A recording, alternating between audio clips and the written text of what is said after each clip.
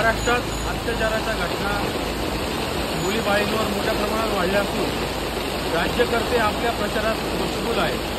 गेल्या आठवड्याभरात 10 ते 12 ठिकाणी गंभीर घटना घडल्या, परंतु आजही दोषींना कडक शिक्षा होत नाहीये।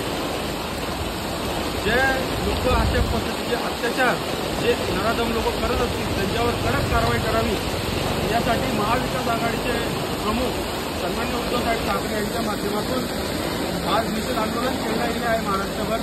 त्या निमित्ताने आम्ही त्यांच्या आदेशाचे पालन करून एक शांततेत निषेध आंदोलन करत आहोत। जे दोषी आहेत त्यांच्यावर लवकरात लवकर कडक कारवाई करावी अशा पद्धतीची मागणी करतो आहोत। निष्क्रिय गृहमंत्री देवेंद्र फडणवीस यांनी देखील राजीनामा द्यावा। आपण पद सांभाळण्यापासून अकार्यक्षम आहात।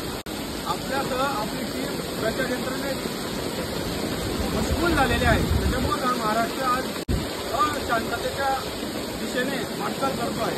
जय हिंद।